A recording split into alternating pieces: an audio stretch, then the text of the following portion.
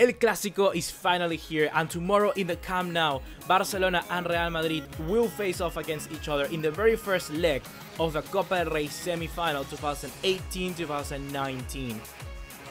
There are many different questions surrounding this game, like the possible exclusion of Lionel Messi through injury or the incorporation of people like Lucas Vázquez in the Real Madrid first 11. We're gonna be answering all of these questions and much more in this video, so get ready, because today we're gonna be covering El Clásico.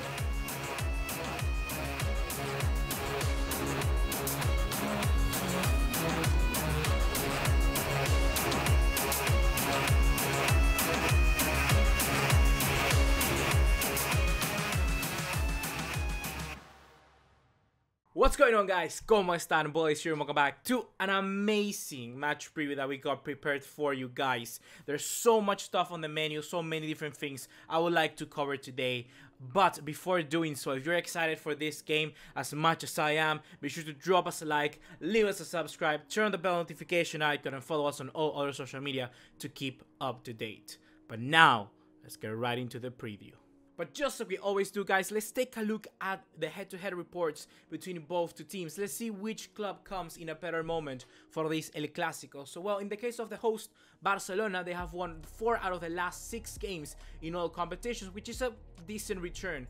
However, if we single out those 2 games that we didn't win, obviously being that loss against Sevilla in the very first leg of the quarterfinals at the Ramon Sanchez Pizjuan, and then also that draw against Valencia, which just happened this Sunday, I think that we can say with enough exactitude that those 2 games are kind of like anomalies because Barcelona had to rotate due to certain circumstances. In the case with Sevilla, we had a very important game against Girona during midweek, and also therefore in the case of Valencia, we had of course this game, El Clásico. So I feel that those are 2 chances where we had a possible bigger error of margin. You know, there's a little bit more of risk, and Barcelona obviously took it, and it hasn't resulted to the way we wanted. But at the end of the day, we're thinking long term, not just short term.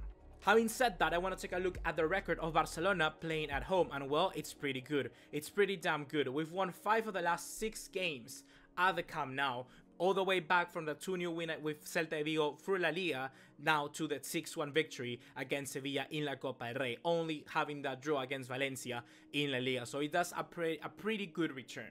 There's one thing, however, that really kind of makes me a little bit anxious, a little bit nervous, because I don't know how it's going to work, especially now that we face a top tier team in Real Madrid. And that is that for the last 3 games, for the first 3 games of the last 6 games, we've been taking clean sheets. But after that, we've conceded 1 goal against Leganés, 1 goal against Sevilla, and then 2 against Valencia. For me, you can win competitions by having a good defense. That's the main thing that I always say in any team, in any kind of like, in any position you put me in. For me, the best way to rebuild and get a good team, a good squad, chemistry and everything going is by having a good defense. You can see that, for instance, in a competition like the Champions League, you can play by generally being better than the opposition. Well, yeah, that's the case, but you also have to kind of like prevent from them to conceding goals to you. So that is something that I believe Barcelona is going to struggle a little bit. This Barcelona side this year is not lacking football necessarily, but what it's lacking is kind of that solidity and focus in defense. And against a team like Real Madrid, with people like Vinicius Jr., which we're gonna talk about him later on, a firing Karim Benzema, Lucas Vázquez, even a pacey Gareth Bale, we may certainly concede 1 or 2 goals.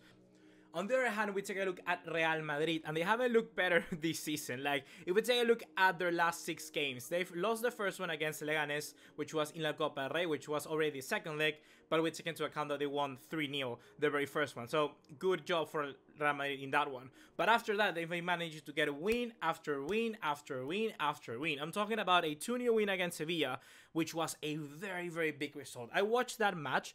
I don't normally watch Real Madrid matches. Like, I sometimes do. I watch those really big ones, and this one was one of them. And I really salute Solari, because he has gotten this team working again. After that game against Sevilla, which was, once again, like I mentioned before, a pretty good, decent result, we just saw a completely different Real Madrid, because then they got a 4-2-0, a 4-2-0 On the other hand, we take a look at Real Madrid, and Real Madrid haven't looked better this season. They've been really getting results, and pretty important ones as well.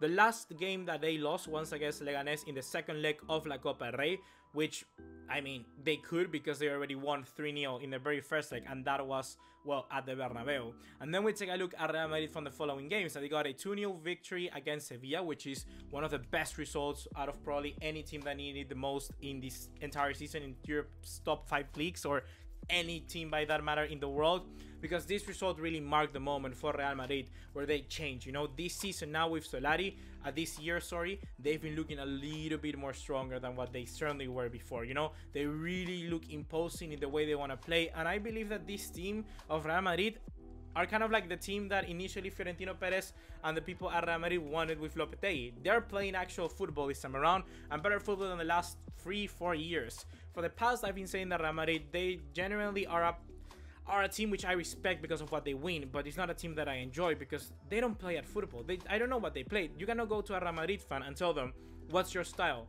Because they don't have any. But right now, it seems that Real Madrid are kind of finding that through Santiago Solari. So that is something which we as Barcelona fans and we as any football fan out there have to praise. Even though some people may hate Real Madrid, they've been doing good these last few days, and we gotta recognize that. And there's one thing that I want to talk about the previous results between Barcelona and Real Madrid. Like, for the past, what, 5 El Clásicos, 6 El Clásicos, Barcelona has won 50% on them. I'm thinking about the one in La Liga 3-0 where Alex Vidal scored. That was insane. Like, how can you get Vidal, the Alex Vidal, to score? That's pretty nuts. Then we got the win, obviously, 5-1. Then we got Real Madrid 2 wins in La Supercopa de España. Then we got 1 draw. So, yeah, we've won 50% of the games of the last 6 El Clásicos, which is a very good return. But the thing here is that, guys, you don't have to stick with the things that happened in the past, because those Barcelonas are not the same Barcelona as today, and those Real Madrids are not the same as today. So when I see people that, oh yeah, we're gonna score 5 past Real Madrid, those people, they don't even know what they're talking about. They really shouldn't be watching this sport, because football changes like that. It changes like that. Like, if we take out 2 seasons ago, Chelsea were lifting the Premier League trophy, or the season ago. No, 2 seasons ago they were lifting the trophy. Yeah, I was right. And now they got a Sarri and they don't even know what they're doing. They're buying Higuain for I don't know how many million euros. So it's that thing, you know, football changes like that. So do not ever think that because we won in the past, we're gonna win today. That's the very first step to making a huge mistake. And boom, now guys, we're going to be taking a look at the team news and updates. We're going to be taking a look at, first of all, the players which are in doubt, which are obviously Lionel Messi and Ousmane Dembélé. I'm not going to talk about Silesen, Umtiti or Rafinha because you know they're out definitely, but Messi and Dembélé, those really matter. In the case of Messi, right now it has come out by Mundo Deportivo, which you already know Mundo Deportivo wears the Barcelona crest on their shirt, you know? Like, if you're not from Spain, Mundo Deportivo and Sport, they're like Barcelona papers all the way through. Marca and AS are all the way Real Madrid. So Mundo Deportivo has said that Lionel Messi, which is pretty reliable in my eyes, it says that Lionel Messi, he's going to be the one to pick whether he wants to play El Clásico or not. If I was Lionel Messi, I would tell him to do not start El Clásico, you know? I would tell him to keep himself safe because we obviously have to think about the long term. Definitely losing against Real Madrid in La Copa del Rey would be a very big deal, but there we still have that second leg as well. But most importantly, we got that middle game against Olympique de Lyon in the Champions League in the round of 16. So I certainly would like Lionel Messi to be fit for that game more than the one for tomorrow. And that is something that Messi has to value as well as a person and most importantly as a Barcelona player. In the case of Real Madrid, they don't have too many injured players. You know, they have the full squad ready for this game except for the exclusion of Jesus Vallejo, which he's injured. But come on. Jesus Vallejo, he's going to win the Clásico? No, he's never going to win the Clásico for Real Madrid, okay? So that's not a big deal. What is a big deal is that now Solari, for me, has 2 very big decisions to make. Is he going to start Gareth Bale in front of Lucas Vázquez, or he's going to start Reguilón in front of Marcelo? Those are the very big 2 kind of discussions that he has to ask himself. In the case of the right forward position, where they're going to have either Bale or Vázquez, I believe that Solari should go with Lucas Vázquez because Lucas Vázquez has been really good for the past few games for Real Madrid, and especially that Lucas Vázquez is a little bit more committed to go and defend. So in the case of Real Madrid, if they really want to win this game, they should go with Lucas Vázquez because they're going to try to kind of like cut down the advancement of Jordi Alba. They're going to try to nail him down, especially with people like Carvajal and Lucas Vázquez in the same side, Jordi Alba is going to have a very difficult time. Someone like Gareth Bale really likes to go further forward up the field, and Jordi Alba then is going to have acres of space to do whatever he wants. So having Lucas Vázquez there is going to make it that tight a little bit more difficult for our Spaniard Jordi Alba. In the case of Reguilón or Marcelo, even though Reguilón has been very similar to Lucas Vázquez, I just believe that the gap in quality between Reguilón and Marcelo, it's like of what, 2 continents, like from South America and Africa together. Is such a big gap between Reguilón and Marcelo that Marcelo can solve you a game in the blink of an eye. Reguilón, I doubt he can do that. So every day of the week of the month, I'm gonna go with Marcelo over Reguilón, and I think that Solari should do the same. So that leads me perfectly into my potential 11s for the 2 teams coming up in this El Clásico. In the case of Barcelona, I'm gonna go with Ter Stegen. For the right, I'm gonna go with Nelson Semedo, not Sergio Roberto, and here's why.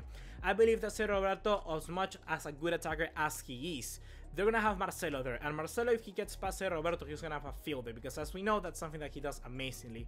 The thing with Sergio Roberto is that he may be the best attacker we have currently in that right back position, but he's not going to track back. And Nelson Semedo just naturally, because being formed in that position, he understands that role a little bit better, and most importantly, he's that fast. He has a lot of pace in him, so whenever Marcelo overlaps him and goes past Semedo, he's going to have the ability to catch up to him. Someone like Sergio Roberto, is still going to be a very big distance between them, so I believe that Semedo for us should be the key to winning this game, and also it will shake things up for Solari, because he's going to be expecting the attack to go for the left, but if we have Semedo playing a really good game, then we can go for the other one, and Solari is going to be like, whoa, yep, that's how we're going to surprise him. Semedo is going to be the wild card. The 2 main center backs for this game are going to be Gerard Piqué and Clement Lenglet, and then for the left, Jordi Alba, of course. The 3-man midfield is going to be Sergio Busquets, Arthur Melo, and Ivan Rakitic, and up top, I'm going to go with Luis Suarez, Philippe Coutinho, and Lionel Messi. But if Lionel Messi is not available, then Dembélé. But if Dembélé is not available, I have 2 choices. Either Carles Aleñá or Arturo Vidal. Because right now we have a debate also in that 3-man midfield whether we should start Arthur, which has the control or the experience and the physicality and aggression of Arturo Vidal. So if we therefore then don't have Lionel Messi, we will have to put a little bit more pressure and creativity in Philippe Coutinho, which is nice to see because Coutinho likes to play in that area where Messi plays, only that in the left-hand side of the field. And then we could have that control that Arthur brings, and also that experience and, like I said, aggression that Arturo Vidal also puts into the table. So if Messi and Dembélé were not to start, I feel that Arturo Vidal could be the best option. Although Carles Aleñá could also play this game because his performances of late have been also really good. In the case of Real Madrid, I'm going to go with Keylor Navas in goal, which immediately is a much better decision than going with Thibaut Courtois. I do not rate Courtois at all. I think he's an awful goalkeeper, a really bad goalkeeper. He's just look at it because he's really tall, you know, and he pulls off like amazing save, left, right, and center. That's the only reason why Thibaut Courtois has won the Golden Glove and has gotten a signing to Real Madrid. Because in all honesty, I believe that people like, I don't know, Igor Akinfev are much better than Courtois. For the right, I'm going to go with Dani Carvajal. The 2 main center backs are going to be Sergio Ramos and Rafael Varane. For the left, I'm going to go with Marcelo. And then the 3-man midfield for Real Madrid are going to be Toni Kroos, Casemiro, and then Luka Modric. And up top, Karim Benzema as the main number 9. For the right, Lucas Vázquez. And for the left, Vinicius Jr. And what a player has Vinicius Jr. been for Real Madrid. The second best Real Madrid player this season. Because Karim Benzema is also doing pretty good. But the thing of Vinicius Jr. is that right now he's reaching a point where he just doesn't fear anything, you know? And that's something very, very scary. No pun intended, but that's something very scary because he can just play against Barcelona. He's playing against his pals back in Brazil, you know? That's something that he just does. So that's going to be something very difficult to kind of manage. And especially, like I said, Barcelona have been in pretty shaky in defense this season. So I'm kind of like nervous and excited to see what Vinicius Jr. can do in their very first big game. And what a very first big game it is than El Clásico.